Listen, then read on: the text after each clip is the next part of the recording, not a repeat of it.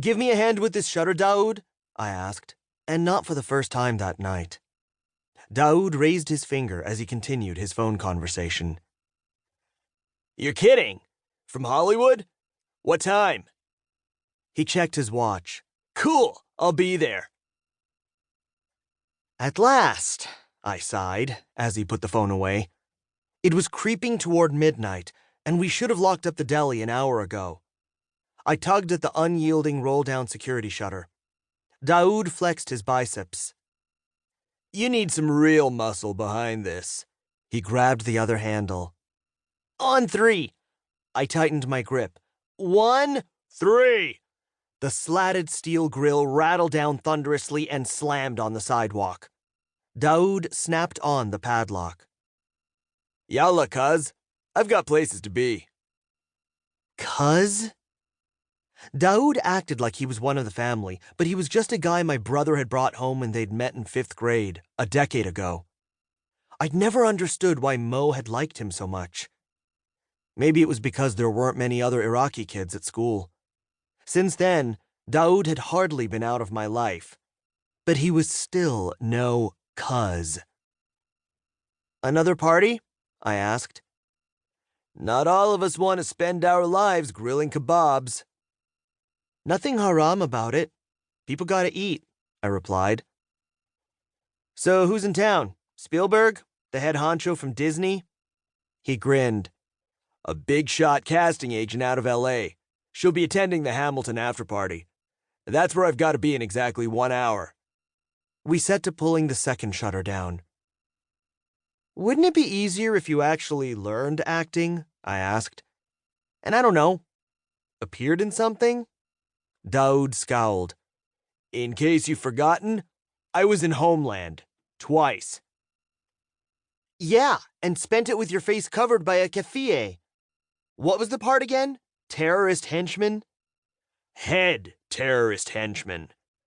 One big pull, and the grill rattled down into place. I put on the padlock. So when are you going to play a hero? Daoud laughed. Guys like us don't get to be heroes. You know that. Why? 'Cause you're an Arab or 'cause you're a Muslim? Take your pick, cuz. Take your pick. Why did Daoud still bother? I couldn't understand it. How could he be happy with always being the bad guy? It made more sense to keep both of your feet on the hard concrete. In the real world. We re-entered the deli from the rear, through the cramped kitchen and into the dining area. Mo's didn't look like much. The tables didn't match, and some of the chairs wobbled. But the place had sizzle. And I'm not just talking about the onions in the pan or the shawarma turning on the skewer, but the crowd. We were on the corner of 15th and Siegel, so we got constant foot traffic.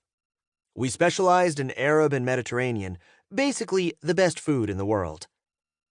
We opened at 6 a.m. to fuel the office workers with fresh pita and Turkish coffee thick enough to stand a spoon in.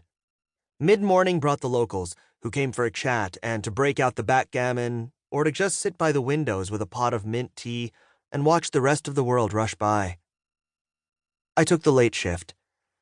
Yeah, I know 13-year-olds aren't supposed to work, but Mama and Baba needed the extra hands. Our block had plenty of pop-up music clubs and art galleries, and there was no better way to kickstart an evening than with a falafel sandwich topped with a spoonful of our famous Baghdad chili sauce. On good nights, our deli's sizzle would become a blaze, and it felt like the whole city was in there with us. The trouble with sharing your home with 1,000 people was it needed a serious wipe down at the end of every day, and that was left to me and Daoud. But mostly me. I triple-locked the front door from the inside and left the keys on the countertop while Daoud continued to explain his career plan for the 1,000th time.